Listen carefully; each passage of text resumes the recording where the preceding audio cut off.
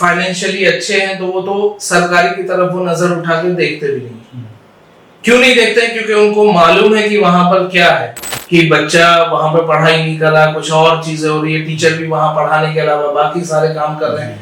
क्योंकि बिहार में अगर इंग्लिश पढ़ाया भी जा रहा है तो वहां पर सिर्फ ट्रांसलेशन सिखाया जा रहा है। तो मेरी ये अपील है वहां की गवर्नमेंट से कि इस चीज पे आप लोग सोचिए।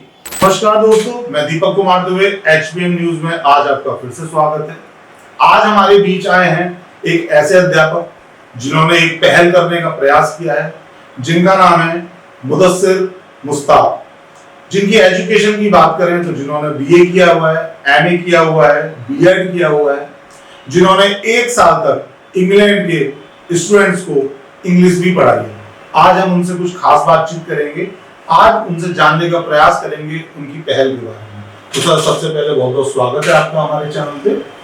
सर, मैं चाहूंगा कि एक बार हमारे चैनल के माध्यम से आप अपने बारे में कुछ 2 लाइनें हमारे व्यूअर्स को बताएं। सबसे पहले मैं आपका बहुत बहुत शुक्रिया अदा करूंगा। पहले भी मैं इस चैनल पे आ चुका हूं और फिर से मैं आ रहा हूं। तो एक्चुअली मैंने BA किया है, MA इंग्लिश है और B.Ed भी है। इसके अलावा मैंने एक और जो TEFL होता है, teaching English as foreign language, वो भी कोर्स किया है मैंने। और 1 साल मैंने इंग्लैंड के बच्चों को इंग्लिश ग्रामर पढ़ाया है। तो सर, मैं सबसे शुरुआत आपसे इंग्लिश से ही करूंगा। जैसे कि आपने बताया कि इंग्लिश के बच्चों को पढ़ाया आपने। अगर हम अपने देश में बात करें तो लोग समझते हैं कि ये जो इंग्लिश है वो एक फॉरेनर लैंग्वेज है। तो आप क्या सोचते हैं कि इंग्लिश एक फॉरेनर लैंग्वेज है या एक स्किल है? देखिए, जहां तक हम लैंग्वेज की बात करें तो ये एक मिसकंसेप्शन है लोगों के अंदर। लोगों को लगता है कि जैसे हिंदी है तो लोगों को लगता है ये शायद हिंदू से रिलेटेड है, उर्दू है तो लोगों को लगता है कि ये मुसलमानों की जबान है जी। इसी तरीके से अगर इंग्लिश की हम बात करें तो लोगों को लगता है कि यार अंग्रेजों की जबान नहीं है। लेकिन अगर हम देखें तो लैंग्वेज जो है वो किसी भी रिलीजन का नहीं है, किसी भी कंट्री का नहीं है। लैंग्वेज तो आप जैसा कह रहे थे कि क्या ये स्किल है, ये स्किल से भी बढ़कर एक टूल है आपके पास जी।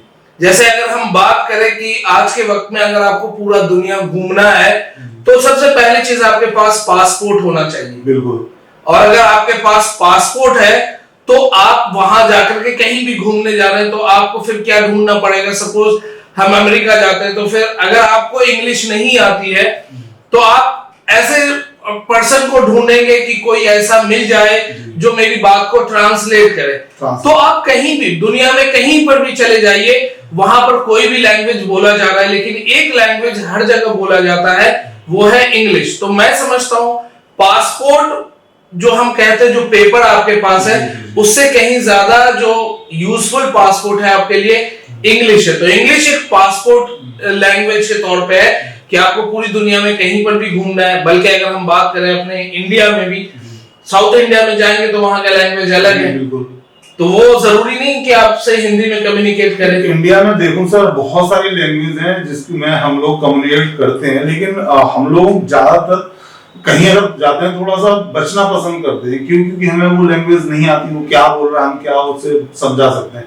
तो वहां हमें इंग्लिश का यूज करना तो उसके लिए हमें क्या चीज करनी चाहिए जिससे हमारा कम्युनिकेशन या हम लोगों को जो इंग्लिश है वो बिल्डअप हो? हमें किस स्तर से उसको शुरू करना चाहिए? देखिए, सबसे पहले तो ये एक गवर्नमेंट की पहल होनी चाहिए। जैसा कि आप देखते हैं कि जो प्राइवेट स्कूल है और गवर्नमेंट स्कूल है, दोनों में बहुत का फर्क आपको मिल जाता है। और वो फर्क होता है सिर्फ इस बेसिस पे कि अगर गवर्नमेंट स्कूल का आप देखेंगे तो मैथ साइंस वहां का जनरली अच्छा ही होता है, वहां के बच्चे मैथ साइंस में खराब नहीं होते।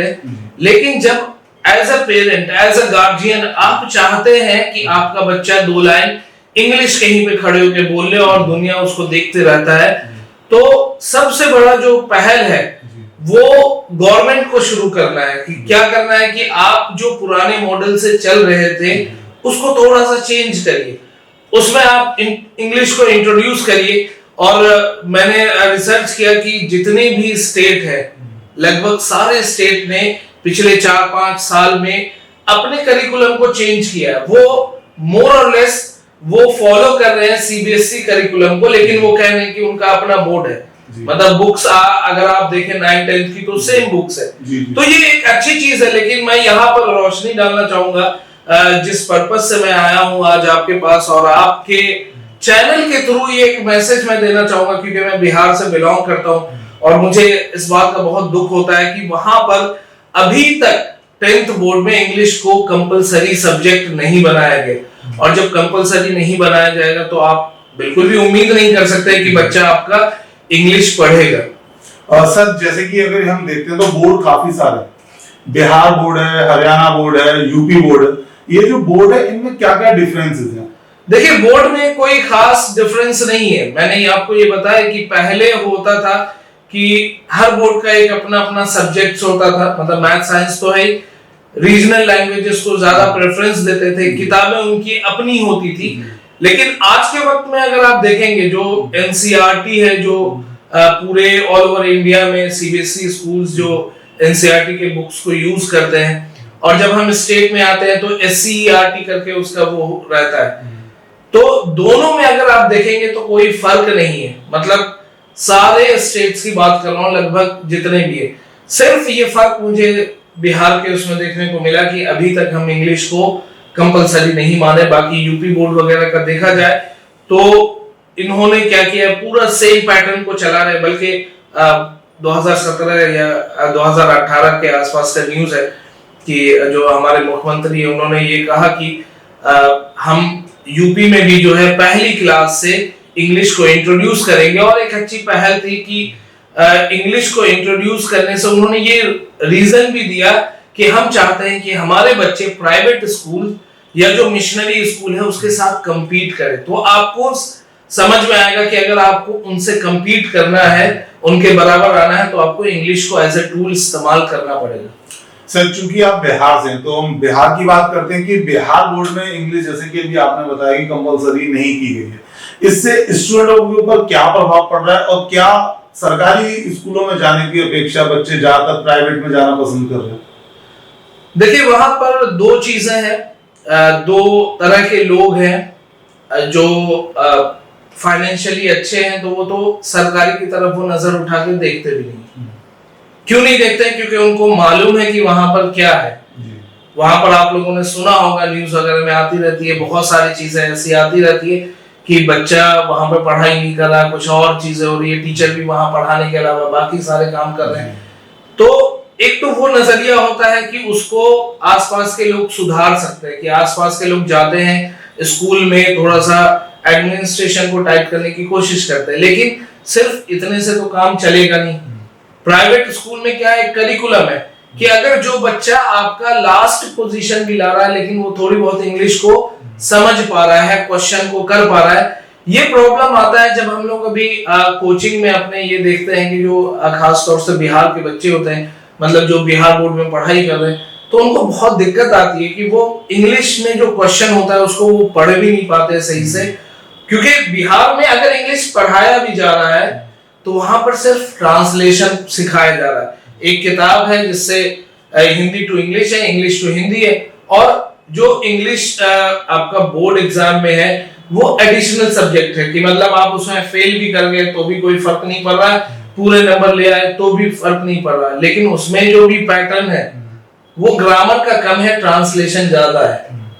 तो सर जैसे कि अभी हम देखते हैं बिहार में इंग्लिश की इतनी प्रॉब्लम है, इससे बच्चा जो है बिहार का वो कंपटीशन देता है तो उसमें इंग्लिश में उसे बहुत ज्यादा समस्या का समाधान, मतलब समस्या का सामना करना पड़ता है। तो उसके लिए गवर्नमेंट को, बिहार गवर्नमेंट को क्या पहल करनी चाहिए, क्या सुधार करने चाहिए शिक्षा स्तर पे, और किस तरीके से जो गवर्नमेंट टीचर्स हैं या गवर्नमेंट स्कूल हैं उनके ऊपर किस तरीके से फोकस करना चाहिए? आपका क्या विचार है इसको? देखिए, सबसे पहले तो ये है कि करिकुलम अगर सही हो जाएगा आपका, जैसा कि हम जितने भी बोर्ड को देखते हैं, हम यहाँ एमयू बोर्ड को देख ले, और मैंने आपको बताया बिहार बोर्ड का, या और भी जो दूसरे स्टेट के बोर्ड है, वहां पर मैंने देखा कि जो इंग्लिश की बुक्स है वो सेम है जो सीबीएसई में चलाई जा रही है, एनसीईआरटी में जो चलाई जा रही है। एनसीईआरटी की जो बुक्स है सेम बुक्स है, बस उन्होंने एससीईआरटी कर दिया।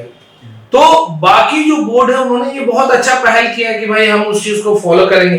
तो सबसे पहले तो बिहार गवर्नमेंट में ये करना चाहिए कि करिकुलम को चेंज करिए। 8th क्लास तक आप रहिए बिल्कुल वहां पर, जो भी रीजनल लैंग्वेजेस हैं, मैथिली है या और भी बहुत सारे हैं, उर्दू, फारसी, हिंदी है, ये सब बिल्कुल पढ़ाइए। 8th क्लास तक सीबीएसई भी कहता है कि आप सारे लैंग्वेजेस को पढ़ो, ऑप्शनल लैंग्वेजेस को पढ़ो।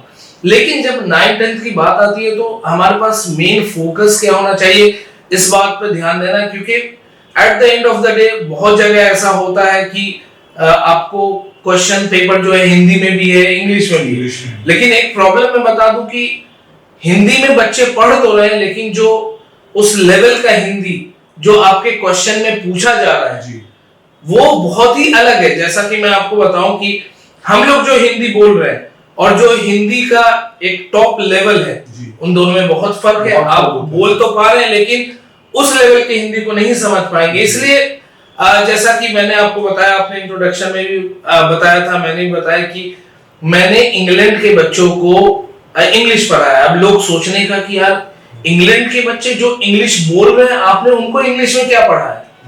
तो बात वही आती है लेवल का। कम्युनिकेशन अलग चीज है, ग्रामर अलग चीज है। तो ग्रामर के लेवल डिफरेंट होता है। हम हिंदी उर्दू बोल तो लेते हैं, लेकिन इसके ग्रामर में हम कहीं स्टैंड नहीं करते। तो ये सॉल्यूशन तभी होगा जब आप इसको इम्प्लीमेंट करेंगे। मतलब धीरे धीरे करके हम कर सकते हैं। पहले आप 9th में इम्प्लीमेंट करिए, 10th में मत करिए, ताकि जो बच्चा 9th में पढ़ के 10th में जा रहा है वो सीखेगा। सर, जैसे कि हम देखते हैं कि आज की डेट में हम किसी भी स्टेट में ले लें, यूपी नहीं, किसी भी स्टेट में ले लें, कि एक ट्रेंड चल रहा है स्पोकन क्लासेस का, इंग्लिश स्पोकन क्लासेस का, जिसमें बच्चे भर मार के जा रहे हैं। और इसको ना जो चला रहे हैं सेंटर, उन्होंने एक तरीके से अपना बिजनेस बना लिया। Exactly. तो मैं ये देखता हूँ कि क्या वहां पे एक्चुअल इंग्लिश पढ़ाई जाती है, सिर्फ कम्युनिकेट किया जाता है? देखिए, इसमें तो मैं बिल्कुल भी इस चीज से खिलाफ हूँ, है ना। मतलब ये मेरा किसी इंस्टीट्यूट या कोई स्पोकन वाले पे मेरा कोई अटैक नहीं है, ये मेरा अपना पर्सनल ओपिनियन है। क्योंकि हमने जहां इंग्लिश सीखा, हमने अपनी इंग्लिश स्कूल में इंग्लिश को बोलना सीखा, और वहां पर ऐसी स्पोकन क्लासेस कोई भी नहीं होती थी जी। आप देखिए कि हर जगह एक ट्रेंड बन गया। अब क्वेश्चन हमारा ये होता है कि आप ग्रेजुएशन लेवल पे चले जाते हैं, मास्टर्स लेवल पे चले जाते हैं, आपने कहीं जॉब ज्वाइन किया। अब वहां पर आपने जॉब ज्वाइन तो कर लिया, फिर पता चलता आपको मैनेजर या बॉस आके कहता है कि आपका इंक्रीमेंट नहीं होगा या आपका प्रमोशन नहीं होगा। क्यों? क्योंकि आपका कम्युनिकेशन पुअर। तो मेरा ये मानना है कि वो सिचुएशन आ क्यों रहा है।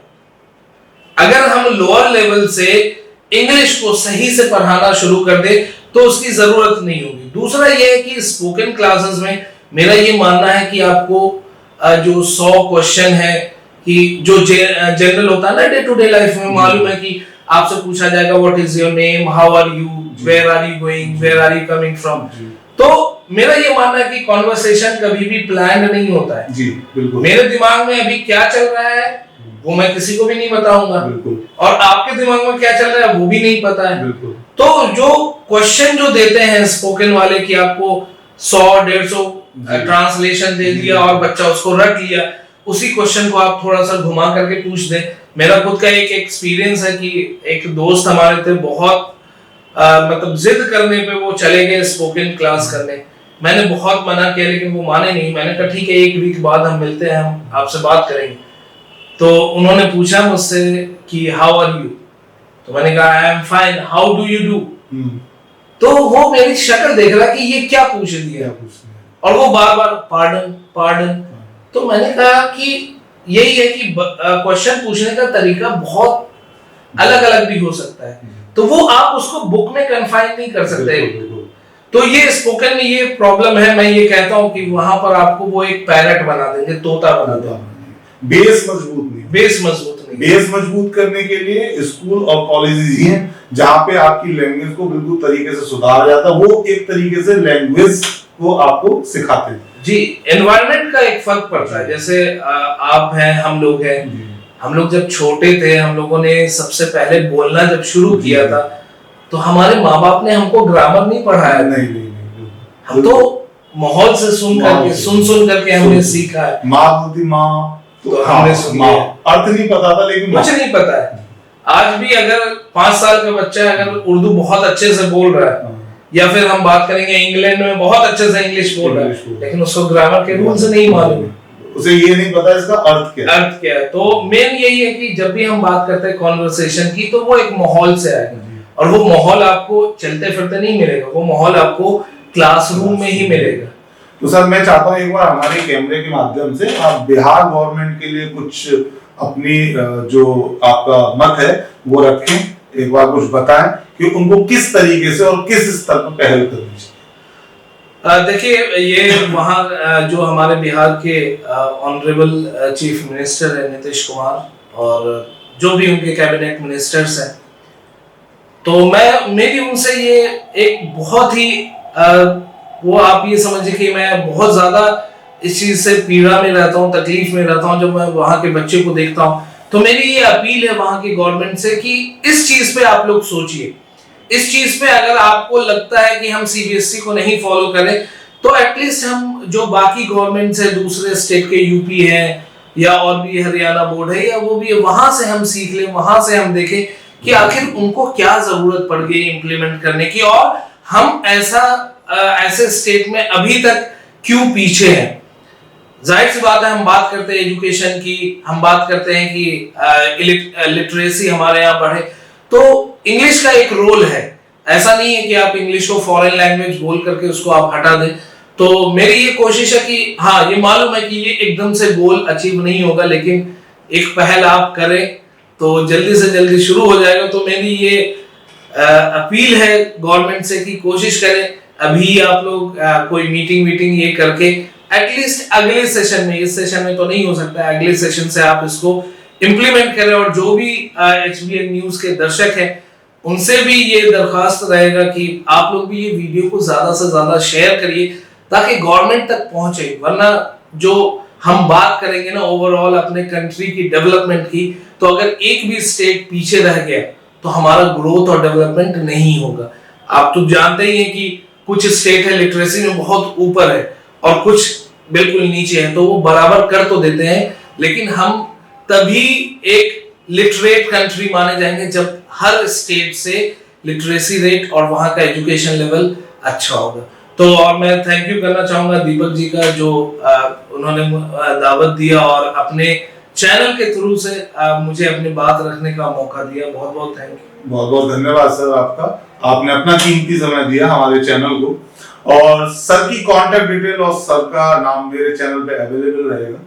इंग्लिश से रिलेटेड या अपनी एजुकेशन से रिलेटेड किसी भी स्टूडेंट को कोई भी दिक्कत होती है सर को डायरेक्ट कॉल कर सकते हैं। ये नहीं कि सिर्फ यूपी के, बिहार, हरियाणा, कहीं के भी, ऑल ओवर इंडिया के कोई भी स्टूडेंट अपनी समस्या को सर से कॉल करके कंफर्म कर सकता है। मैं दीपक कुमार दुबे, HBN न्यूज, धन्यवाद।